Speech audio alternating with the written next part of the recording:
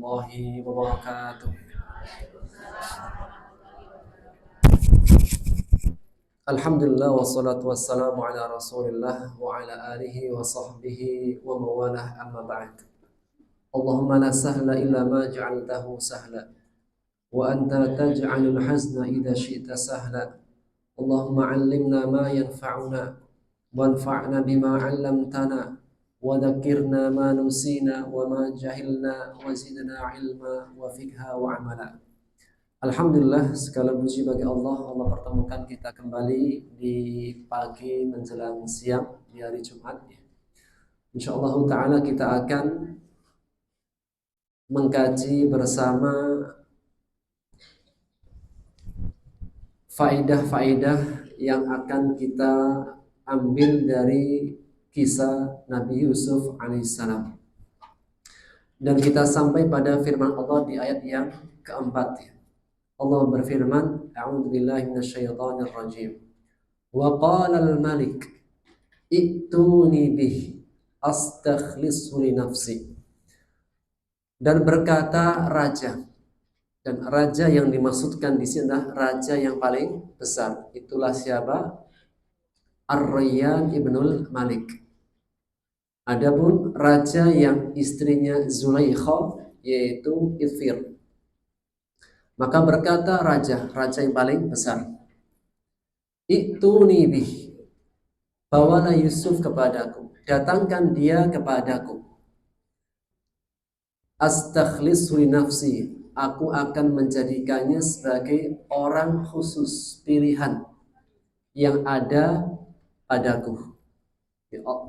Raja meminta Nabi Yusuf alaihissalam untuk didatangkan, untuk dijadikan orang yang khusus, khalis, orang yang bersih, orang yang baik, yang ada atau berada di dekatnya. Raja menjadikan sebagai orang yang ia pilih untuk diajak untuk musyawarah, untuk memintai pendapat, untuk memberikan saran. Karena seorang raja tentunya butuh orang-orang yang akan memberikan saran, kritik, saran, nasihat, pendapat. Sehingga seorang raja itu butuh arahan, butuh saran. Karena bagaimanapun seseorang itu lemah dengan sendiri. Sehingga dalam perkara musyawarah adalah perkara yang diperintahkan dalam Islam. Islam itu memerintahkan kita itu tidak independen dengan pendapat sendiri. Sendiri dengan pendapatnya, sendiri dengan opininya, sendiri dengan keputusannya, tidak. Namun Islam memerintahkan kita untuk bermusyawarah, untuk mendiskusikan bersama-sama mana yang terbaik dari semua saran yang ada. Sebagaimana yang Allah perintahkan nabinya untuk mengajak para sahabat bermusyawarah. Allah berfirman di dalam surat Ali Imran di ayat 159. Potongan ayatnya, Allah berfirman kepada nabinya, "Wasyawirhum fil amr." Dan ajaklah mereka bermusyawarah. Sehingga menjadi sebuah ketentuan dalam kehidupan kita. Bahwasanya ketika kita hendak memutuskan suatu perkara, mengambil sebuah langkah, maka alangkah baiknya dan lebih tepatnya tidak sendiri. Namun mengajak bermusyawarah, minta saran sebelum memutuskan dalam segala halnya. Kenapa? Karena Allah saja memerintahkan nabinya untuk bermusyawarah. Padahal kita ketahui Rasulullah SAW adalah seorang nabi dan rasul yang sifat kematangannya benar-benar matang. Allah mengangkat Nabi Muhammad menjadi seorang nabi di umur berapa? Di umur 40. Umur 40 adalah umur kematangan. Umur yang benar-benar matang. Kalau di bawah umur 40, ya, matang namun belum sempurna. Kayak saya lah ya. Saya masih berapa ya?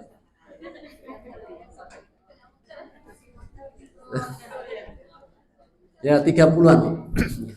Lebihnya nggak tahu berapa saya ini.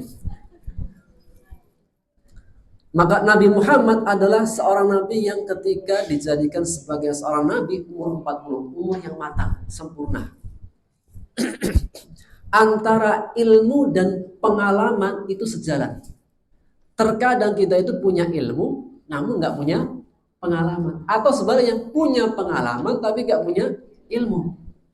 Kesempurnaan itu ketika menyatukan antara ilmu dan pengalaman. Dan pengalaman itu orang bilang experience is the best. Apa itu bahasa Bangladesh itu? Experience is the best teacher. Ini bahasa Bangladesh. Tahu Bangladesh ya? Bangladesh itu singkatan. Bangladesh, bangsa Lamongan desa. Bangladesh. Pengalaman adalah guru yang terbaik. Dan pengalaman itu lebih sempurna jika dibangun di atas dasar ilmu. Maka Nabi Muhammad adalah orang yang sempurna, matang. Meski demikian matangnya Allah perintahkan wasyawirhum fil amr, ajak mereka bermusyawarah, minta saran. Sehingga ada sebuah kata-kata dari orang yang bijak, atau kalau bahasa kita kata-kata mutiara. Bu, kata-kata hari ini, pagi hari ini, nah,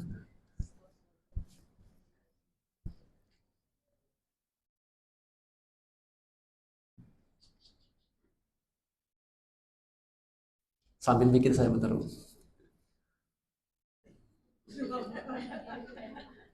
Bentar. Bu, ada yang tahan, lihat bentar. Nah, bentar bentar. Ma khosiro, alhamdulillah ada muncul. Ma khosiro man istasyara walan yakhiba man istakhara. Tidak akan merugi orang yang minta pendapat, musyawarah. Ma khosiro man istasyara. Tidak akan merugi orang yang minta saran pendapat. Walan yakhiba man istakhara, dan tidak akan menyesal orang yang beristikharah. Jadi digabungkan dua. Apa itu? Minta pendapat, setelah diambil pendapatnya, kemudian istikharah. Maka apa? Dia tidak menyesal, tidak merugi. Lakukan dua hal ini dalam segala hal ketika kita mengambil sebuah keputusan. Apa itu? Musyawarah, kemudian istikharah. Maka raja meminta datangkan Yusuf kepada astakhlisu nafsi, agar aku memilih dia menjadi sebagian orang kepercayaan dalam rapatku. Raja, dia butuh apa? Butuh pendamping. Bagaimanapun seorang diri itu lemah, butuh pendamping, butuh saran, butuh urut rempung. Dan kita ketahui Nabi Yusuf dipanggil raja yang paling besar setelah kapan? Setelah masuk penjara. Setelah masuk penjara, setelah Nabi Yusuf bisa memecahkan masalah. Masalah apa yang terjadi? Raja bermimpi berulang kali. Bermimpi sapi yang kurus memakan sapi yang gemuk. Kemudian 7 tangkai yang kering dan yang lainnya 7 tangkai yang masih basah, muda, dan 7 tangkai yang sudah kering. Berulang kali. Akhirnya ketika ditakwilkan, ditafsirkan oleh Nabi Yusuf, sudah mendapatkan jawabannya. Atas dasar tafsirnya Yusuf terhadap mimpinya raja, maka dia dikeluarkan. Dan ketika dia keluar, tidak langsung minta keluar, tapi minta syarat. Saya mau keluar dari penjara, syaratnya ini. Kita bahas di pertemuan yang akan lalu. Setelah didatangkan Nabi Yusuf alaihissalam, kallamahu, diajak bicara.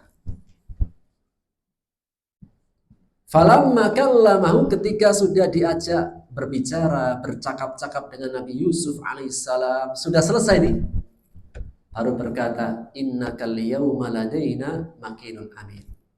Sesungguhnya engkau mulai sejak hari ini engkau adalah orang yang memiliki kedudukan yang tinggi dan orang kepercayaan.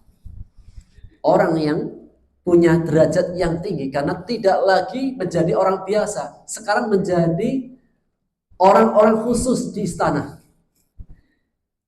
Tidak hanya itu, amin, engkau adalah orang yang dapat dipercaya.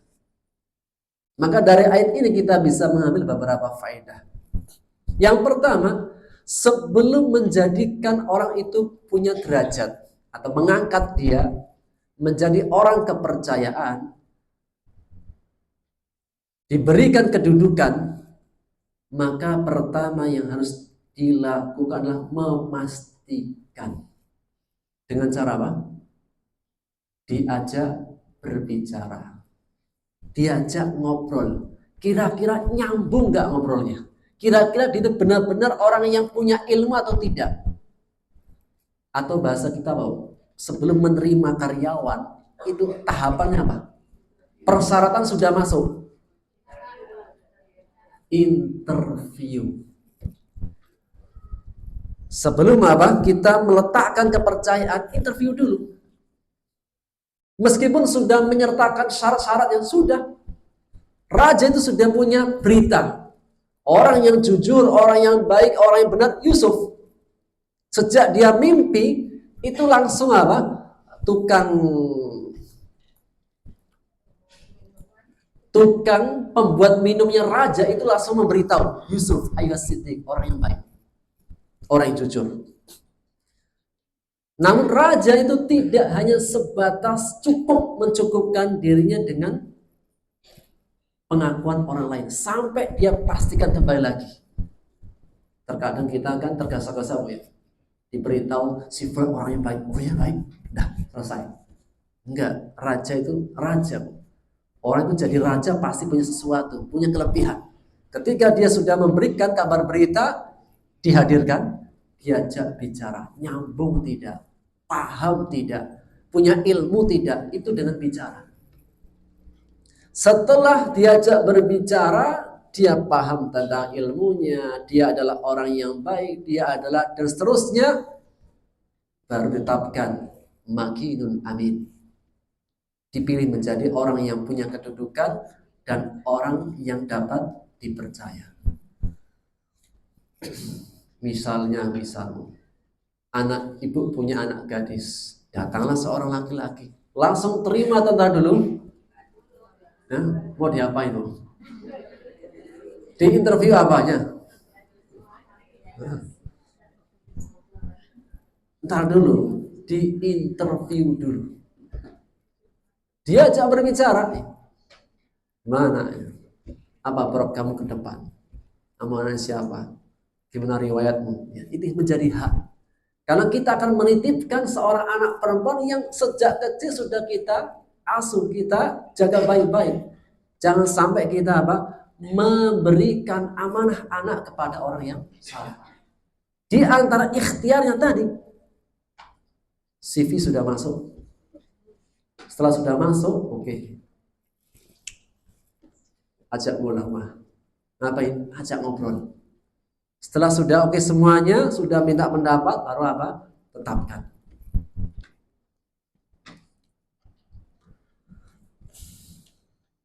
Ayat setelahnya, qala ij'alni ala khazainil ardi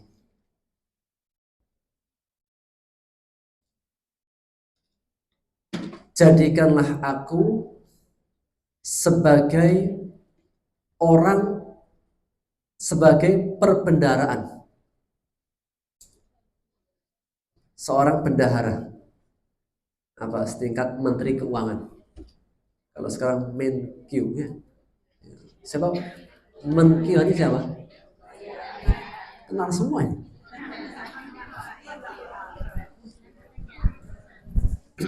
Diangkat ya.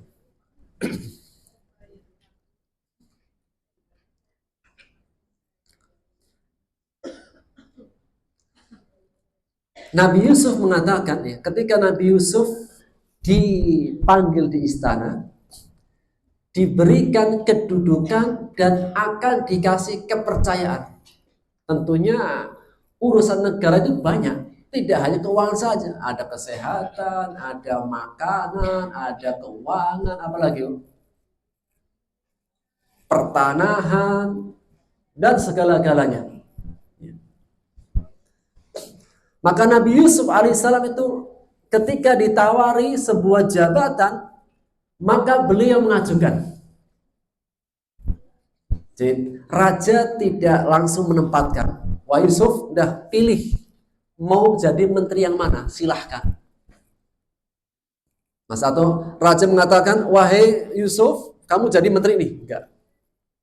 Nabi Yusuf yang memilih, yang minta. Yang pertama,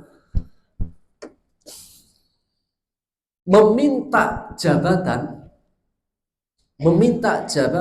hukum asalnya tidak diperkenankan. Meminta jabatan.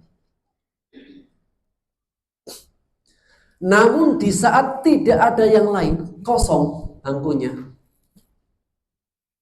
kemudian tidak ada yang lebih berilmu, dan saat itu engkau adalah orang yang punya ilmunya, punya pengalamannya, maka tidak boleh diam.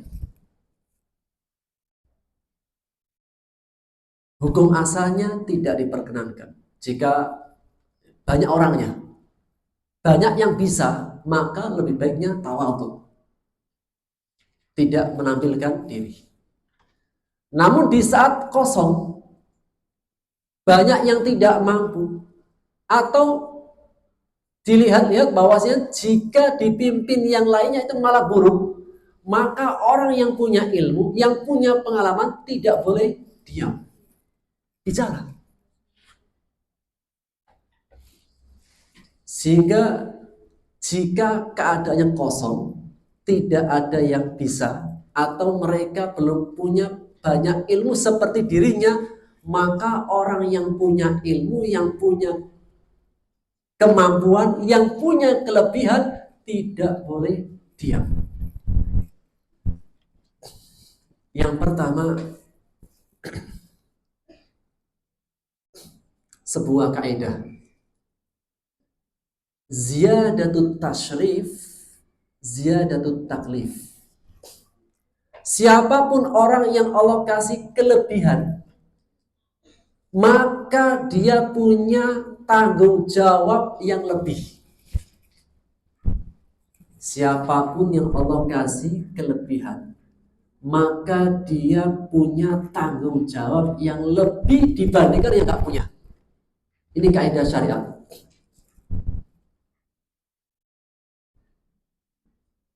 Siapapun yang punya kelebihan sesuatu, maka dia harus apa?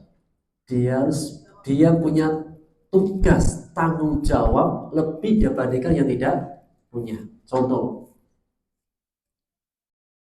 seseorang punya kelebihan harta, nisabnya sudah sampai, haulnya sudah terlewati. Apa kewajibannya? Mengeluarkan zakat.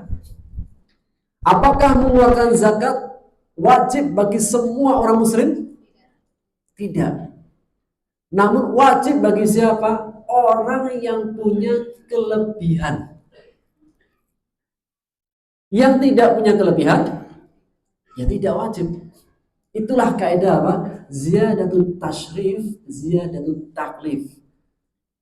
Jika seseorang Allah berikan kelebihan, maka dia punya tanggung jawab lebih.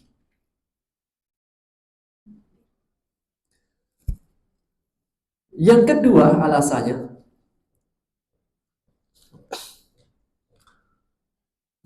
jika Allah berikan suatu kenikmatan, maka kenikmatannya tidak boleh disembunyikan. Allah itu suka jika Allah memberikan hambanya suatu kenikmatan. Kenikmatannya dipakai, ditampakkan, bukan untuk kesombongan.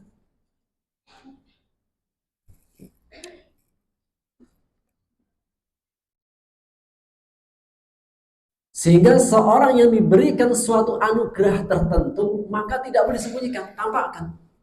Bukan untuk kesombongan. Ustadz, jika ditampakkan mendatangkan mudarat, sembunyikan. Namun pakai.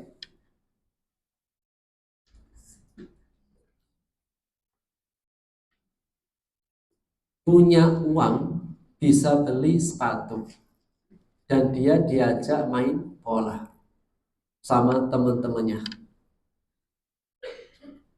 Dia bisa beli sepatu.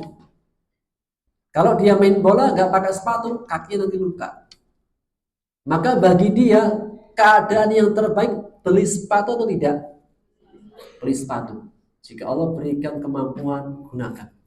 Allah lebih suka.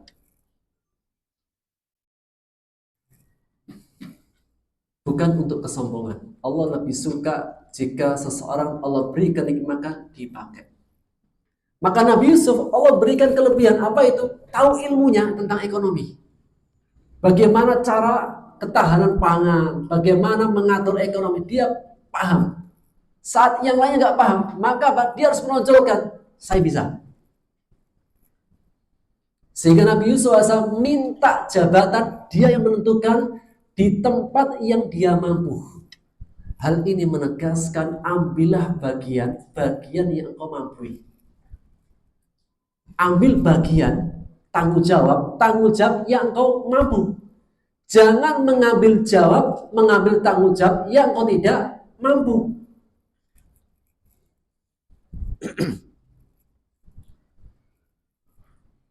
Saya dipanggil,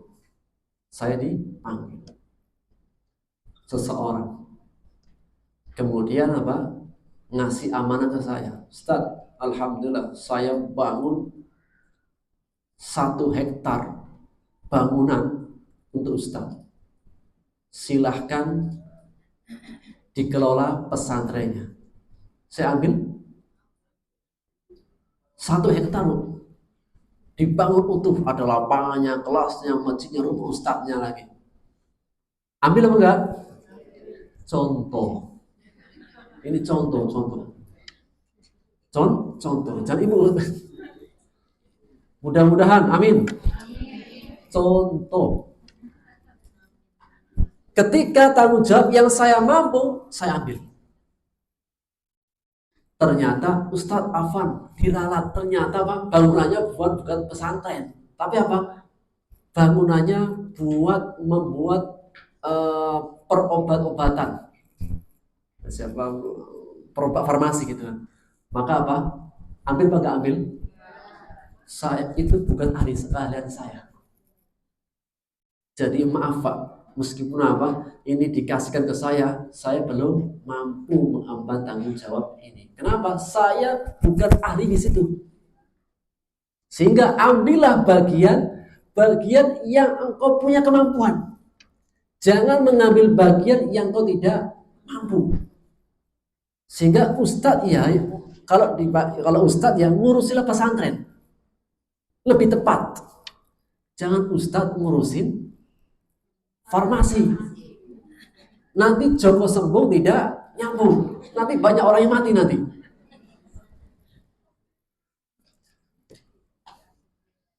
Sehingga Nabi Yusuf meminta, ij'alni ala khazainil ardi. Jadikan aku perbendaharaan negeri Mesir. Ya Allah. Allah itu maha membolak-balikkan keadaan. Allah itu maha membolak-balikkan keadaan. Hari ini Nabi Yusuf diminta oleh raja, silahkan tentukan bagian mana yang ingin ambil dari kedudukan. Maka Nabi Yusuf mengambil bagian yang dia mampu, yaitu perbendaharaan negeri Mesir.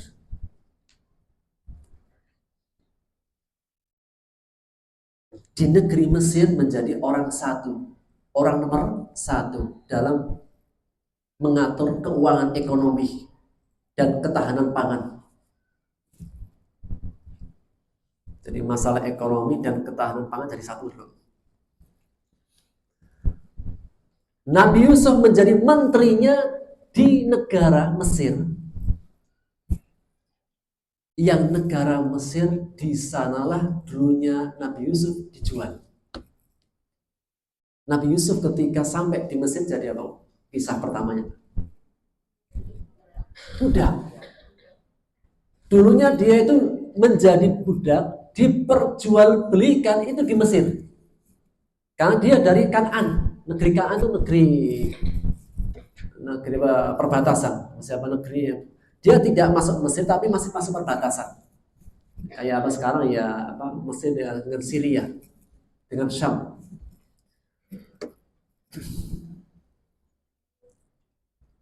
Maka Nabi Yusuf alaihissalam dulunya adalah seorang budak yang dia itu diperjualbelikan di Mesir. Nantinya justru menjadi orang nomor satu di Mesir. Allah maha membolak-balikkan keadaan.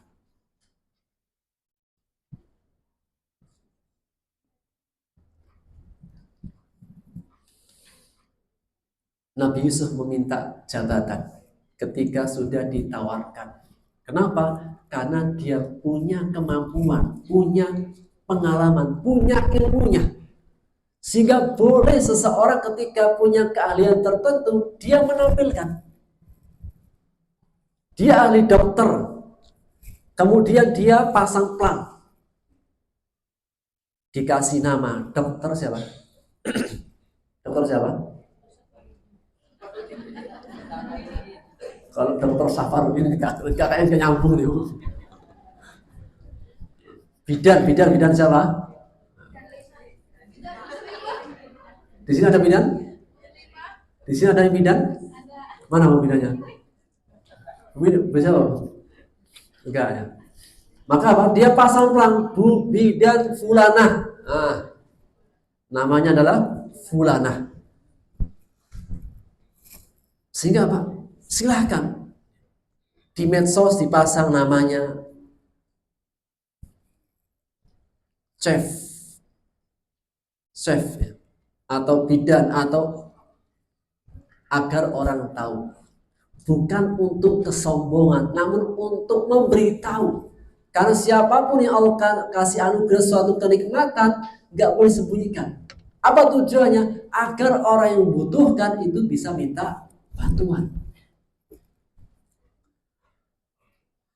Dan Nabi Yusuf alaihissalam ketika beliau meminta jabatan, itu pun setelah ditawarkan. Dia yang menentukan di tempat yang dia mampu. Kemudian dia menyebutkan sifatnya. Kenapa saya minta yang bagian ini? Dia mengatakan, inni hafidhun alim. Sesungguhnya aku adalah orang yang dapat menjaga. Alimun, lagi orang yang mengetahui. Sehingga kenapa Nabi Yusuf itu berhak dan layak mendapatkan amanah bendahara? Karena sifatnya disebutkan hafidhun, menjaga.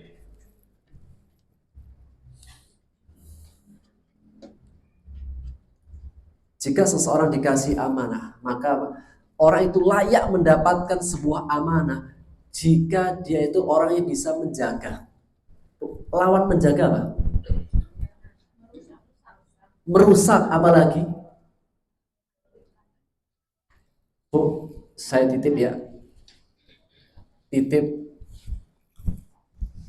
Titip apa Bu ya? Saya titip HP. Was-was saya. Saya titip barang lah, laptop. Ketika ibu menerima amanah dari saya, titipan laptop, ibu jaga laptopnya itu dengan dimasukkan ke dalam rumah atau di luar? Dalam rumah. Kenapa nggak di luar? Hilang nanti. Ini laptopnya Ustadz harganya 15 juta nih Bu. 15 juta nih Bu. Ini kalau ditaruh luar hilang. Sehingga apa? Hafidh itu dia menjaga. Mana menjaga? Dia tidak mengabaikan, tidak menyanyiakan, tidak menyepelekan. Dijaga.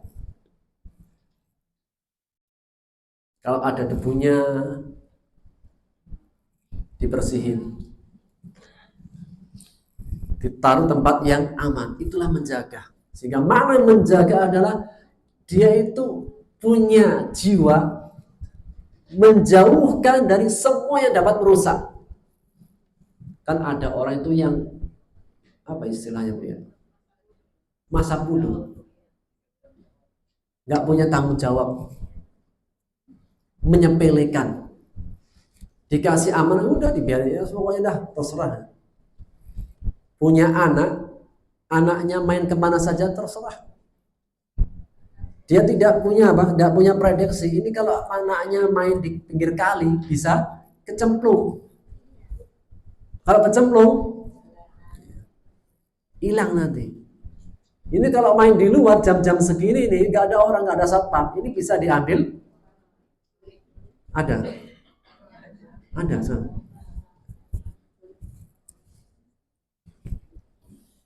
Ada yang viral Bu ya, penculikan anak dijual berapa juta? Nah, kok tahu semua ini? Ini ternyata ibu-ibu tua itu ternyata apa? Ini medsos semua ya sekarang. Update ya. Enggak masalah itu, update terbaik. Sehingga apa? Waspada. Sekarang zamannya waspada. Kalau punya anak, punya cucu itu diperhatikan. Ada hikmahnya. Apa hikmahnya? Biar orang-orang yang punya anak, punya cucu dikasih amani, diperhatikan. Itulah makna hafidhun, menjaga. Tidak menyepelekan, tidak mengabaikan, tidak membiarkan, dijaga dari setiap kerusakan. Dua, alimun. Ketika dia akan mengambil sebuah amanah harus punya ilmunya.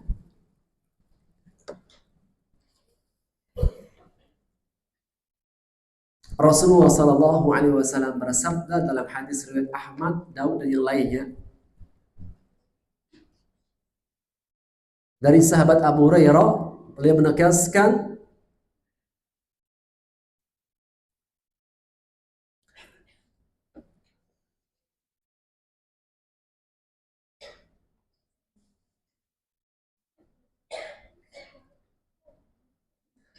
idza dhuyi'atil amanah fantadhiris sa'ah. Jika amanah itu disia-siakan, tunggulah kehancuran. Jadi apa? Jika amanah itu disia-siakan, tunggu kehancurannya. Para sahabat bertanya, kaifa idha'atuha? Gimana kita tahu amanah itu disia-siakan? Idza wusidal amru li ghairi ahliha. Jika sebuah amanah diberikan yang bukan ahlinya. Itulah Pak, termasuk tanda-tanda amanah itu disia-siakan. Ustadz ladangnya ya ngajar, jangan ngurusi pengobatan. Yang farmasi ya urusi farmasi, jangan urusi apa Bu? Pertanian. Yang mereka di bidang pertanian, ya sudah di pertanian. Jangan mengurusi yang perkebunan, nanti gak nyambung. Maka masing-masing di bidangnya. Jika sebuah amal diberikan kepada yang bukan bidangnya, ini apa? Intadhir sa'ah, tunggu kehancurannya. Masing-masing itu di bidangnya, dan itu lebih enak dan lebih tenang. Jika bisanya hanya masak, maka ambillah bagian masak. Jangan ngambil bagian penjahit. Lama nanti selesainya. Itu, Bu, sudah selesai? Belum, ntar. Bu, udah selesai? Dulu, ntar. Karena bukan bidangnya. Pak, bisa benerin ini Pak, kanopi? Bisa. Seharusnya pekerjaan sepekan selesai, 1 bulan belum selesai. Kenapa? Setiap benerin, lihat YouTube dulu, tutorial. Nggak selesai. Kenapa? Karena bukan ahlinya. Sehingga seseorang ketika akan mengambil amanah, orang dikatakan amanah jika punya 2 sifat. Yang pertama, menjaga. 2, punya ilmunya. Maka 2 sifat ini 2 sifat yang sangat melekat pada diri Nabi Yusuf alaihissalam.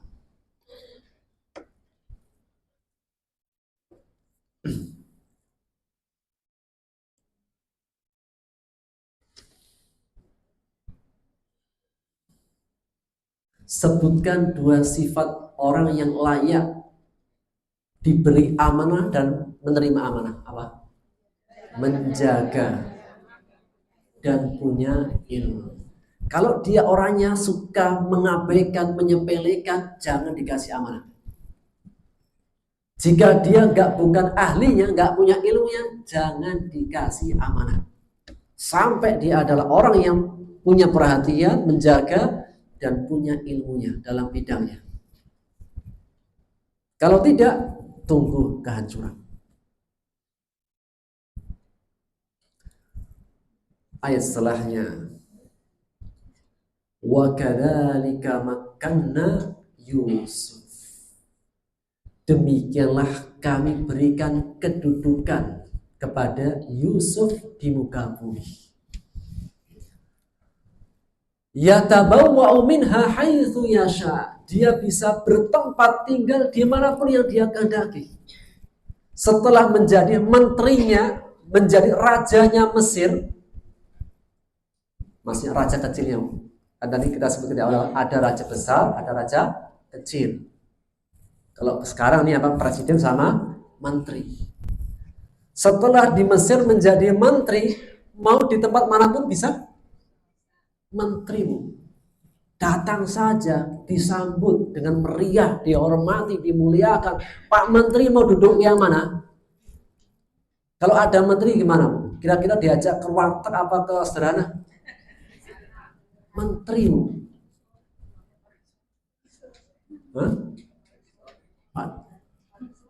Pagi sore apa ini? Oh, masakan Padang. Iya, pagi sore. Pagi sore ya. Meskipun apa? Ini RT nggak punya anggaran. Bismillah kita iuran, kita paksakan. Karena ini memuliakan orang baik. Lihatlah Pak, karunia Allah kepada Yusuf. Allah berikan kedudukan.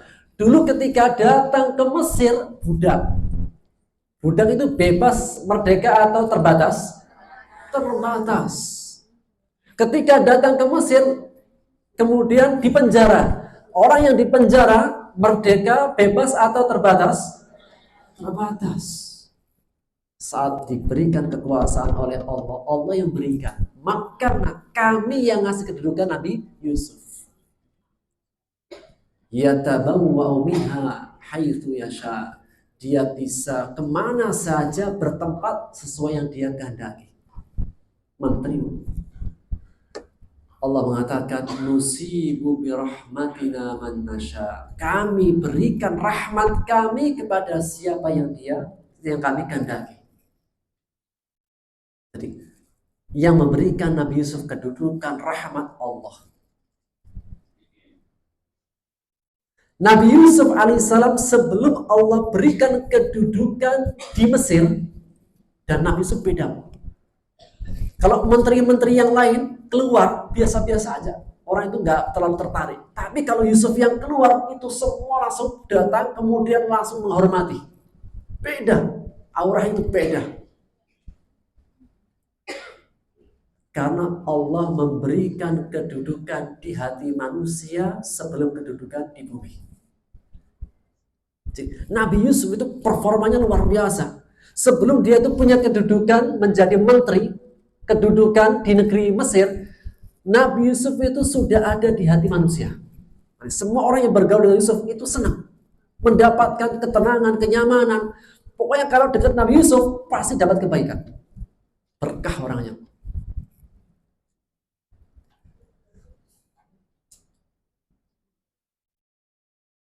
Ketika di penjara, ada yang minta bantuan, dikasih. Ada yang sakit, disembuhkan sama Nabi Yusuf. Setelah keluar penjara, lupa dengan Yusuf. Kemudian balik lagi, Nabi Yusuf menahan diri atau ngasih? Kasih. Sehingga setiap orang yang dekat dengan Nabi Yusuf itu sudah senang dia. Maka sebelum Allah memberikan kedudukan di atas negeri Mesir, Allah sudah jadikan Nabi Yusuf punya ruang di setiap hati manusia. Dan Allah mengatakan, wala nudhi'u ajral muhsinin. Ini menjadi motivasi. Kata Allah menegaskan, kami tidak akan menyia-nyiakan pahala orang-orang yang berbuat baik.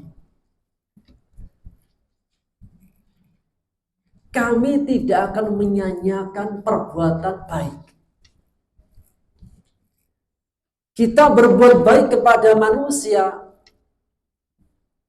Manusia itu adalah bukan tempat kebaikan.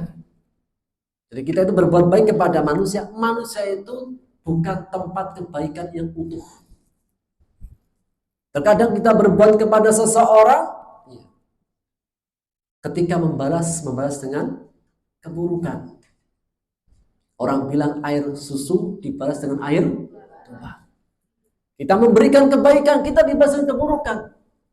Namun bagi orang-orang beriman, dia yakin Allah tidak akan menyia-nyiakan balasan baik orang-orang yang baik. Seakan-akan Allah ingin memberikan pesan bahwasanya ketika aku berbuat baik, engkau sedang berniaga dengan Allah. Objeknya manusia iya, namun yang memberikan balasan Allah. Seakan-akan Allah ingin menyatakan, wahai orang-orang yang berbuat baik, bahwasanya kebaikanmu itu nggak akan sia-sia, semua berbalas. Kita itu berbuat baik kepada manusia bukan karena agar manusia membalas kebaikan pada kita. Namun cukuplah yang akan membalas adalah Allah Subhanahu wa ta'ala. Karena Allah mengatakan tentang dirinya, sifat pada dirinya asy-syakur. Allah itu maha asy-syakur, maha membalas kebaikan dengan yang lebih baik. Allah juga menegaskan hal jazaul ihsan illal ihsan. Tidaklah kebaikan pasti berbalas kebaikan. Gak mungkin Allah itu menyelisih janjinya.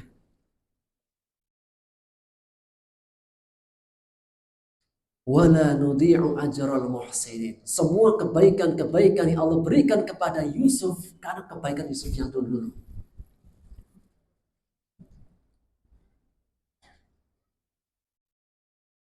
Wala ajrul akhirah. Di dunia itu ada balasan.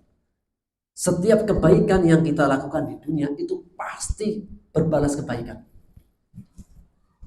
Siapa yang memberikan kebaikan? Allah, bukan manusia. Karena manusia bukan tempat untuk meletakkan kebaikan. Objek kebaikan, iya. Namun dia membalas, belum tentu. Tidak semua manusia itu punya hati yang baik. Terkadang dikasih hati minta manusia. Tapi apa? Allah menegaskan la nudhi'u ajral muhsinin. Kami tidak akan menyanyiakan balasan orang-orang berbuat baik. Muhsin, orang berbuat baik. Pasti Allah memberikan janjinya. Allahu syakur, Allah Maha pembalas kebaikan dengan kebaikan. Hal jazaul ihsan ilal ihsan. Balasan perbuatan baik pasti balasan kebaikan. Itu di dunia. Sehingga tidak ada namanya kebaikan itu hilang. Gak ada.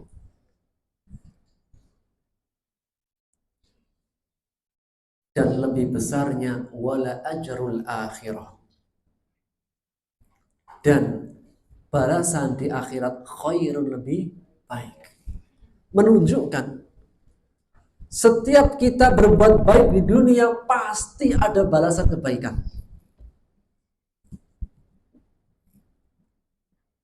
Dan balasan kebaikan di dunia yang Allah berikan dan balasan di akhirat itu lebih baik daripada balasan di dunia. Balasan kita berbuat baik di dunia itu akan Allah balas dengan dua balasan. Satu balasan dunia, dua balasan akhirat. Wala ajrul akhirati khairun. Dan balasan di akhirat lebih baik. Lilladina amanu, bagi orang-orang yang beriman, wa kanu yattaqun, dan mereka orang beriman bertakwa. Apa makna takwa? Menjalankan perintah, menjauhi larangan.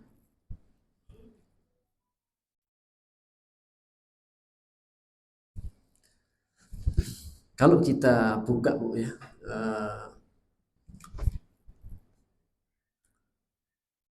tafsir Ibnu Katsir pada ayat 56 sebelum masuk ayat 57. Ketika Nabi Yusuf alaihissalam mulai bertemu dengan raja, mulai perjumpaan Nabi Yusuf dengan raja yang besar, itu ketika Nabi Yusuf bisa mentakwilkan mimpi. Awalnya raja besar ya mungkin mendengar tapi tidak dekat. Mulai dekat ketika bisa mentakwilkan mimpinya. Dan di masa-masa itu masa yang ya, negeri Mesir itu masih dalam kebaikan. Namun akan menghadapi 7 tahun dalam kemakmuran, 7 tahun masa yang sangat sulit.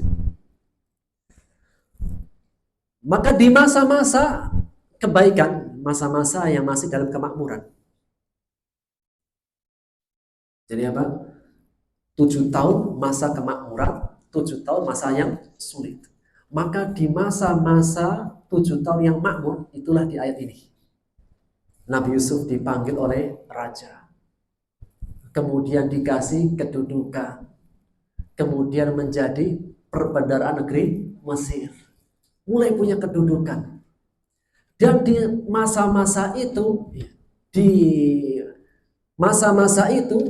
meninggallah Raja Itfir, raja suaminya Zulaikha. Jadi masa-masa itulah meninggal suaminya Zulaikha.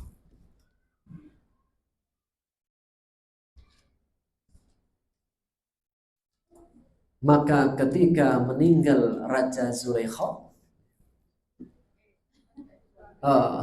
ketika meninggal suaminya Zulaikha statusnya sebagai, tapi ini beda Bu, jandanya beda.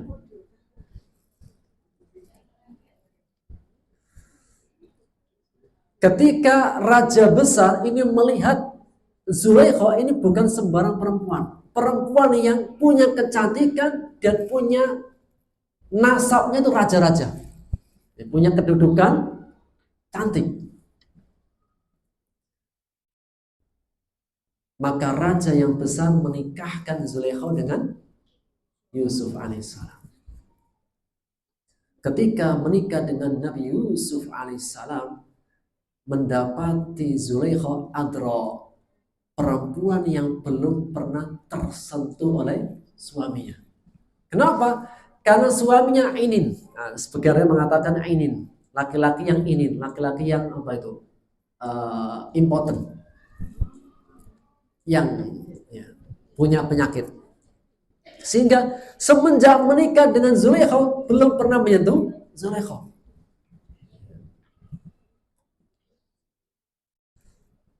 Atau ini tentu kisah Israiliyat, tapi disebutkan dalam tafsir Ibnu Katsir. Riwayat yang kedua, laki-lakinya apa? Udah menikah dengan Zulaikha yang sangat cantik, tapi biasa-biasa aja. Tidak terlalu apa istilahnya, laki-laki yang tidak terlalu tertarik dengan perempuan. Ada. Semenjak menikah bersama itu nggak benar menyentuh. Kenapa dia menikah? Karena mau jadi raja, biar statusnya berubah. Jadi kalau istilahnya apa? Jadi raja, statusnya masih seorang diri, kurang keren, Bu. Masih jomblo. Ketika jadi raja itu kan harus ada apa? Ya, ada raja, ada pendamping. Karena kalau ada utusan ibu-ibu, siapa yang menyambut? Istri. Sehingga ketika dia menikah itu salah satunya biar berubah status saja. Karena ada orang itu sebetulnya nggak mau menikah. Cuma karena sering ditanya-tanya, biar statusnya agak, ketika dilihat KTP-nya statusnya apa? Menikah. Sehingga apa? Dia menikah itu sebetulnya nggak pengen, cuma apa? Ingin berubah status saja. Sehingga Zulaikha itu adra, perempuan yang belum tersentuh oleh suaminya. Ketika menikah dengan Nabi Yusuf alaihissalam, maka Nabi Yusuf mengatakan, bukankah ini lebih baik daripada yang dulu? Apa maksudnya? Mengingatkan dengan dulu ketika dia mengejar Nabi Yusuf. Maka dia mengatakan, yaitu apa? Zulaikha mengatakan, iya, ini lebih baik. Namun apa? La talumni, jangan mencelaku. Maksudnya jangan terlalu mencelaku. Karena aku adalah seorang perempuan ra'aitani hasna. Aku seorang perempuan yang kecantikan itu di atas rata-rata. Ini pengakuan Zulaikha. Jadi cantik itu ada yang nisbi itu relatif, ada yang muttafaqun alaih. Muttafaqun kesepakatan. Jadi kalau si A ditanya gimana dia cantik, cantik. Ditanya kepada si B biasa. Ditanya kepada si C, ada yang lebih cantik. Ditanya kepada si D, enggak biasa. Tapi ada perempuan yang cantik, ditanya laki-laki A sampai Z, semua jawabannya sama. Berarti apa? Muttafaqun alaih. Ini bukan masalah hadis Bukhari Muslim, bukan. Maka dia mengatakan, aku adalah seorang perempuan hasna, perempuan yang cantik. Dan tidak hanya itu. Fa inni na'imatun fil mulki wal dunya. Aku ini perempuan yang sudah mendapatkan kenikmatan dalam kerajaan dan dunia. Dia anak-anak raja. Jadi nasab itu nasab raja-raja. Yang sejak kecil sampai dia dewasa itu mudallalah, dimanja, difasilitasi. Jadi namanya putrinya raja. Dia itu makannya 3 kali, namun tidak pernah masuk dapur. Paham maksudnya? Sudah mandi, cantik-cantik, mie, anaknya baru pempesnya apa? Sudah cantik-cantik nih Bu, mau keluar nih. Anaknya apa? Bu, anaknya masuk kamar mandi, cebokin lagi. Mau keluar sudah cantik-cantik, Bu, si anak belum makan, masuk ke dapur, ngulek sambal, goreng ikan. Tadi sudah pakai parfumnya hilang. Ini contoh aja.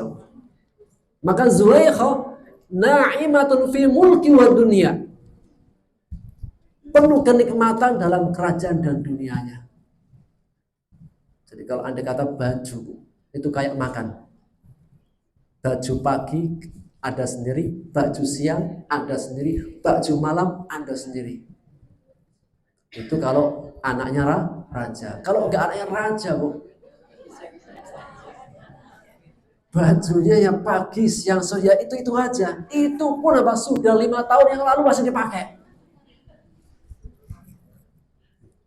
Anaknya raja, jangankan makan, potong kuku saja dipotongin. Makan, ya udah makan ya makan, terserah gitu. Nggak pernah merasakan makan manasin makanan. Pernah, Bu? Pernah manasin makanan?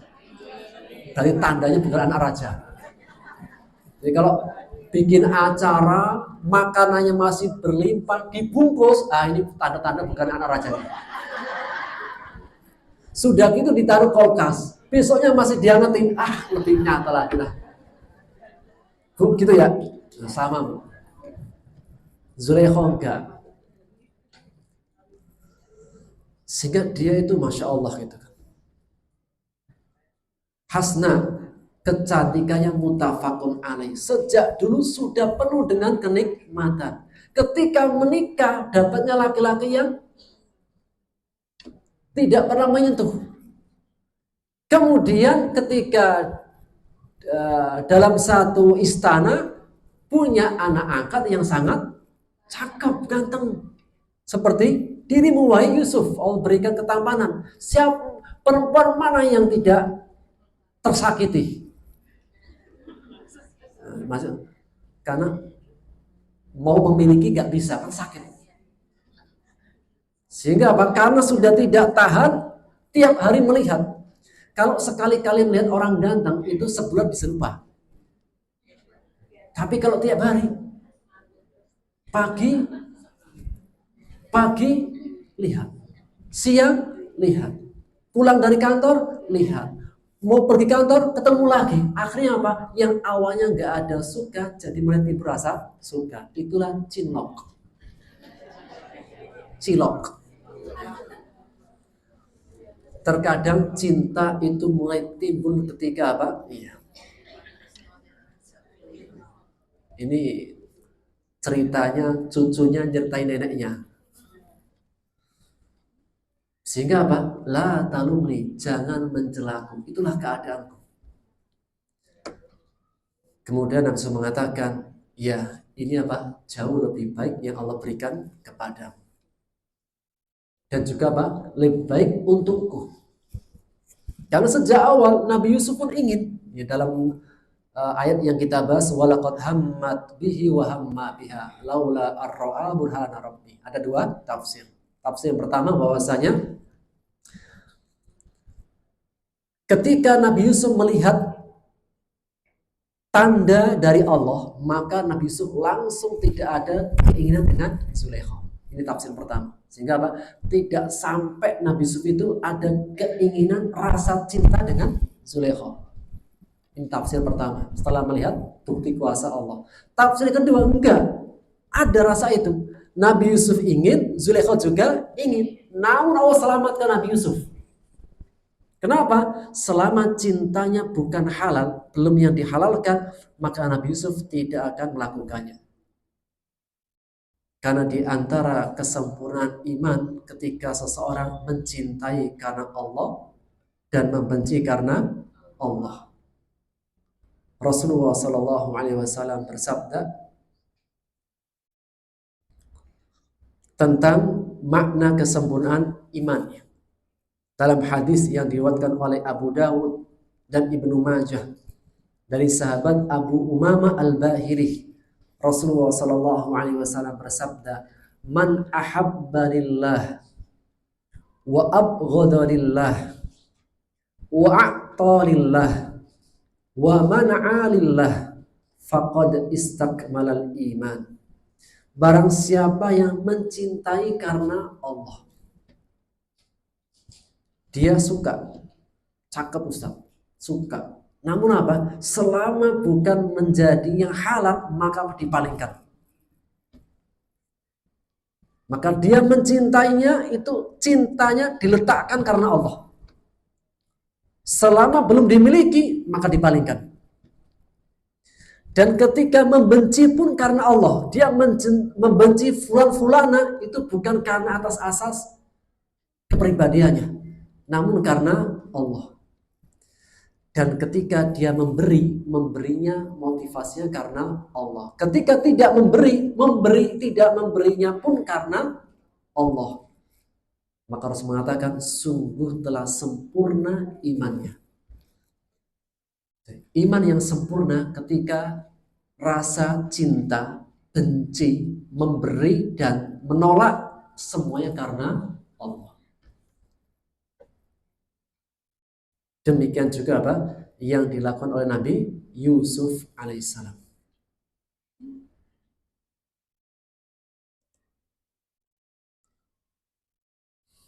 Dan juga menjadi sebuah kaidah ya. Man taraka syai'an lillah awwadahullah khairan min. Barang siapa yang meninggalkan sesuatu karena Allah, Allah ganti dengan yang lebih baik. Dulu Nabi Yusuf alaihissalam ketika diminta oleh Zulaikha ditolak dan lari darinya. Di akhir kehidupannya justru Nabi Yusuf dinikahkan dengan Zulaikha. Sekarang siapa yang meninggalkan sesuatu karena Allah, Allah ganti dengan yang lebih baik.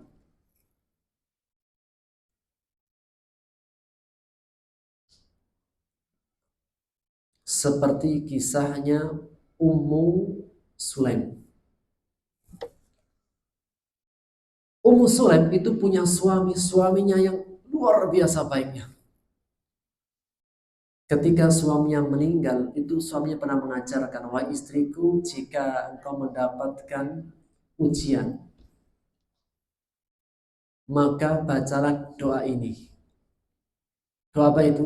Allahumma jurni fi musibati wa akhlif li khairan min. Ya Allah, berilah pahala dari musibahku dan berikan ganti dengan yang lebih baik. Kata Ummu Sulaim, siapakah laki-laki yang lebih baik darimu, wahai suamiku? Tidak ada laki-laki yang lebih baik daripada suaminya. Namun tetap dia membaca doa ini. Ternyata setelah selesai dari masa iddahnya, justru yang melamar adalah Rasulullah SAW. Itulah di antara makna apa? Barang siapa yang meninggalkan sesuatu yang dia inginkan karena Allah, Allah akan ganti dengan yang lebih baik. Maka di masa itulah pernikahan Nabi Yusuf dengan Zulaikha. Sehingga dulunya seorang budak, seorang diri, tidak punya apa-apa. Sekarang menjadi raja, bertempat di mana saja itu dipersilahkan dan semua orang memuliakan Yusuf. Tidak hanya gitu, dulunya seorang yang tanpa seorang pendamping, sekarang apa yang mendamping adalah Zulaikha, seorang perempuan yang nasabnya nasab kerajaan. Darahnya itu masih darah biru. Dan ada yang darah biru, ada yang dari darah merah. Maka Zulaikha itu sudah darahnya sudah biru. Darah itu mana? Masih merah. Oh, masih merah. Berarti udah tahu diri ya, masih merah gitu.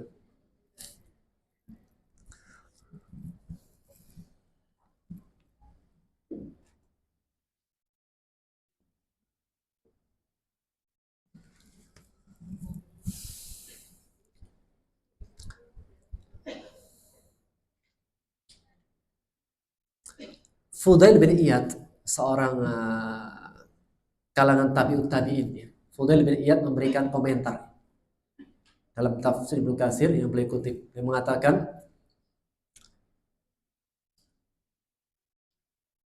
suatu ketika Zulaikha sedang berdiri di tengah jalan. Kemudian lewatlah Yusuf. Berarti ya apa? Di tengah jalan berdiri, kemudian lewatlah Yusuf. Maka dia mengatakan, sungguh benar, dengan ketaatan Allah berikan kebaikan, dengan dosa Allah berikan kehinaan. Nabi Yusuf ketika dia itu menjadi orang mukmin yang baik, yang taat, Allah berikan kerajaan dengan ketaatannya. Kemudian Allah ganti keadaan kehinaan ketika seseorang jatuh dalam kemaksiatan.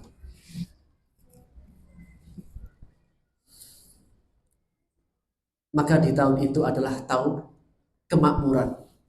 Semuanya berlimpah. Nabi Yusuf hidup dalam kemewahan, dalam kemakmuran, dalam kebaikan, mencari rumah tangga dengan Zulaikha, sampai datanglah 7 tahun yang terakhir. 7 tahun yang sebelumnya kemakmuran, berlimpah harta, rezeki, makanan, minuman, buah-buahan berlimpah, aman, sentosa, berlimpah kenikmatan. Sampai datanglah 7 tahun setelahnya. Apa itu? Paceklik. Kemarau panjang. Sampai tingkatan kemaraunya sampai ke negeri Kanaan. Jadi bermula dari Mesir, kemudian sampai melebar ke negeri Kanaan. Mesir dan sekitarnya, Syam dan seterusnya. Maka saat itu yang menjadi pusat peradaban manusia itu Mesir. Mesir itu dari dulu-dulunya adalah di antara negara yang penuh dengan kekayaan. Peradabannya, kekayaannya, raja-rajanya. Maka ada peraturan. Jadi apa istilahnya? Raja punya peraturan. Di saat paceklik maka silahkan siapapun yang ingin, yang kekurangan makanan, datang ke istana dengan membawa harga. Jadi saat itu paceklik, maka tidak ada yang paling mahal, yang paling berharga bagi manusia kecuali makanan. Ketika terjadi paceklik, maka yang paling mahal adalah makanan, minuman. Maka negara Mesir memberikan peraturan, memberikan pengumuman, siapapun yang sudah kehabisan makanan, silakan apa? Datang ke istana, bawa barang atau harga untuk ditukar dengan bahan pokok. Raja bisa saja langsung memberikan. Namun raja ingin melatih apa? Masyarakat agar tidak hanya langsung berpangku tangan, meletakkan tangan di bawah. Namun apa? Harus punya usaha. Harus ada usaha yang diberi meskipun nggak sesuai dengan harganya. Jadi apa? Terlalu memanjakan itu justru melemahkan. Pokoknya dikasih semuanya, ini melemahkan. Agar masyarakat, umat, kemudian penduduknya terlatih. Maka apa? Dipancing. Akan diberikan makanan pokok, tapi usahakan ke istana tetap bawa sesuatu. Apapun barangnya. Apakah emas, perak, pakaian, apa saja yang dimiliki ditukar. Sehingga apa? Seperti kayak mu'awadah, tukar menukar barang, barter. Maka orang-orang yang sudah kehabisan bekal, maka apa? Datang. Dan istana memberikan peraturan, setiap orang setahunnya hanya diberikan makanan pokok seberat bawaan onta. Jadi orang dulu itu kalau menakar biar bisa dimakan dalam jangka panjang itu seberat onta. Jadi onta itu kan di antar fungsi adalah membawa barang. Maka masing-masing orang itu dikasih makanan dalam setahun seberat bawaan onta. Kalau motor berarti apa? Motor Vario atau motor Beat bisa bawa berapa barang? Banyak, berapa kilo tuh? Kanan kiri, depan belakang. Itulah apa? Masing-masing orang setiap tahun. Dan tidak hanya itu, Nabi Yusuf AS memerintahkan seluruh manusia untuk menghemat. Sampai tingkatan menghematnya itu mereka makan hanya sekali dalam sehari. Jadi untuk apa? Untuk bertahan hidup 7 tahun. Ini bukan sebentar, lama 7 tahun. Kalau COVID kemarin berapa tahun? COVID berapa tahun? 2-3 tahun. Ini 7 tahun paceklik. Maka apa? Untuk bertahan hidup masing-masing itu apa? Makan sekali sehari. Cukup? Cukup makan sehari sekali? Hah? Masih kurang? Cukup ya? Cukup. Makanya sekali cemilannya banyak. Selama nggak makan nasi itu belum makan. Mau makan apa? Spaghetti, mau makan roti, buah-buahan, sudah makan belum? Belum. Padahal lemper gorengan sudah habis 5. Dan itu tidak hanya peraturan saja, bahkan Nabi Yusuf dengan semua pasukannya diwajibkan. Nabi Yusuf memulai dari dirinya, dia makan cuma sekali sehari. Bahkan tidak hanya makan, dia juga puasa. Jadi hari ini makan, besoknya puasa, besoknya buka, besoknya puasa. Terus dalam 7 tahun. Sampai datang waktu setelah itu sampai ke negeri Kan'an, sampai menimpa negerinya siapa? Nabi Yakub. Nabi Yakub di Kan'an. Kan'an itu negara Syam. Dan Mesir, maka bahasa itu Syam. Syam itu 3 negara. Kalau sekarang Palestina, Syria, Yordan, Lebanon. Itu kan apa? Negara-negara perbatasan Mesir. Maka di ayat 58 inilah ayat perjumpaan Nabi Yusuf dengan saudara-saudaranya. Maka Nabi Yakub alaihissalam ketika sudah datang paceklik, dia memerintahkan kepada anak-anaknya yang 10. Karena dia mendapat berita bahwasanya ada raja di Mesir, menteri keuangan dan menteri ketahanan panganannya itu punya peraturan. Siapapun boleh datang ke istana. Namun apa? Tetap membawa barang ditukar. Apapun yang dibawa ditukar. Meskipun nilainya nggak seberapa, nilainya tak sebanding, bawa. Biar ada usaha. Maka Nabi Yakub memerintahkan anaknya yang 10. Anaknya ada berapa sekarang? Nabi Yakub. Nabi Yakub anaknya berapa? 12 dengan Yusuf. Yusuf sudah di Mesir. Berarti yang di rumah juga berapa? 11. Namun yang diperintahkan 10. Yang 1 ditahan. Siapa? Binyamin. Anak kesayangan, penggantinya Yusuf. Maka mereka berjalan dari negeri Kan'an sampai ke negeri Mesir. Wajah ikhwatu Yusuf, datanglah saudara-saudara Yusuf. Fadakhalu alaihi, ketika mereka masuk ke istana, ngapain? Minta suaka agar diberikan bahan pokok makanan untuk mereka makan simpan dalam setahun. Fa'arafahum, ketika Nabi Yusuf di istana sambil melihat rakyatnya, Nabi Yusuf langsung mengenali mereka. Siapa? Saudara-saudaraku. Wahum lahu munkirun, sedangkan mereka gak menyadari, gak kenal. Berapa tahun? Sejak kecil sampai dewasa berapa tahun? Ya, 30-an tahun. Kecil ke 30 tahun ada perubahan gak? Ada. Dulu ketika masih kecil masih imut-imut. Ketika sudah 30-an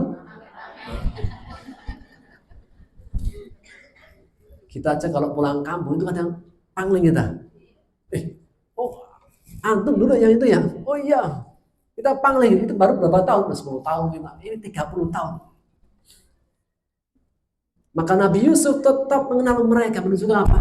Nabi Yusuf itu sangat mencintai keluarganya. Seseorang kalau mencintai itu pasti apa? Bisa melihat, mendeteksi yang lain nggak bisa mendeteksi. Orang kalau sudah cinta itu punya ikatan. Seorang ibu ketika mencintai anaknya, meskipun anaknya di sekelas ada 500 orang, bisa nggak mencari anaknya? Kenapa? Cinta. Cinta itu sampai baunya pun itu tahu. Jadi kalau ingin mengetahui bagaimana cinta istrinya kepada suaminya, tanya ke istrinya. Bu, tahu nggak? Bau parfum itu. Cinta. Maka demikian dengan Nabi Yusuf, ketika masuk dia langsung tahu. Sedangkan mereka tidak mengetahui. Kenapa? Karena tidak suka. Kebencian ada pada mereka. Falamma jahazahum, ketika sudah menyiapkan makanan untuk mereka, sudah ditakar. Sebelumnya Nabi Yusuf bertanya, dalam tafsir disebutkan Nabi Yusuf bertanya, dari mana kalian? Dari negeri Kan'an.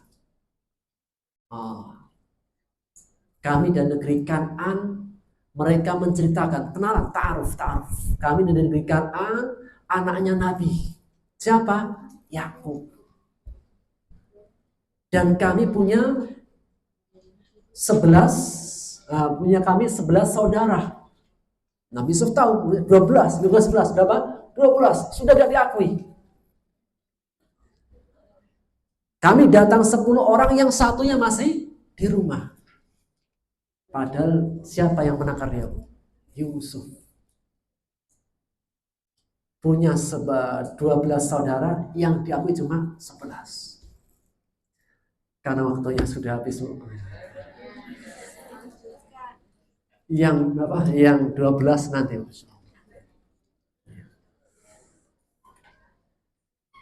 Kita lanjutkan setelah yang satu ini. Insyaallah ta'ala ya. Berarti di bulan berapa? Desember ya. Desember libur kan? Faedah-faedahnya.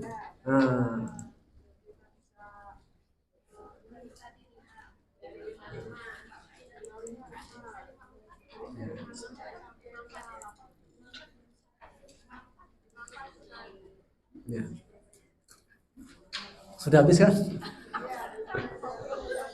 Insya Allah pekan depan ya. Insya Allah. Insya Allah pekan depan. Sudah habis kan? Insya Allah ya.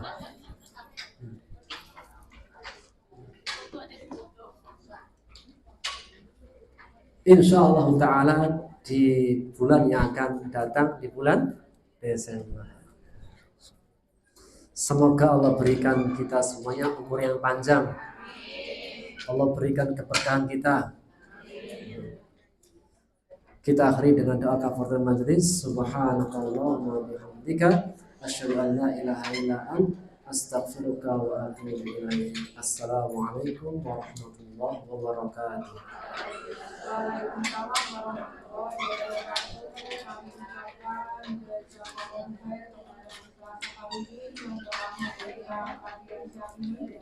Mudah-mudahan yang berkumpul di sini paham dan bisa menerapkan ini dulu kami